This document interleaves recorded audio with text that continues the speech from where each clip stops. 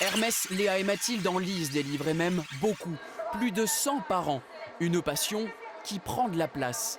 Ces jeunes lecteurs hors du commun ont été sélectionnés pour récompenser le meilleur roman. Chapitre 1, les pépites.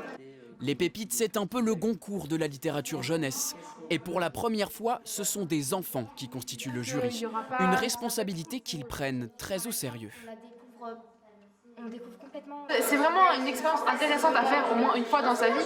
Parce que, en fait, je me sens un peu comme une porte-parole entre l'auteur et les lecteurs. Et c'est assez impressionnant au début et au fur et à mesure, grâce aux personnes qui nous entourent, on se sent un peu mieux et du coup c'est mieux. Au vu des allées bondées du salon, difficile de penser que les livres sont devenus ringards aux yeux des jeunes. Chapitre 2, les jeunes et la lecture. Yves Grévet fait partie des auteurs les plus plébiscités par la jeunesse. Lors des séances de dédicaces, il aime recueillir les impressions de ses jeunes lecteurs. On a un vrai retour par rapport à notre travail, ce qui est moins le cas quand on écrit pour des adultes.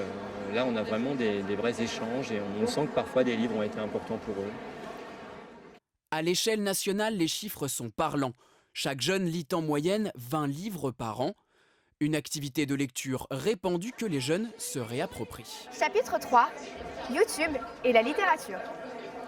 On les appelle les booktubeurs, comprenez les youtubeurs du livre. Critiques, analyses, conseils, lecture, ce phénomène prend de l'ampleur sur Internet.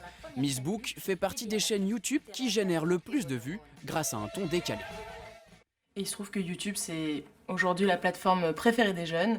Donc, comme on voulait s'adresser à eux en priorité, c'était évident que ça allait être le réseau sur lequel on allait travailler. La littérature jeunesse va très bien. C'est même le secteur le plus dynamique sur le marché du livre. Nouvelle démonstration au Salon de Montreuil, encore ouvert au public jusqu'à lundi.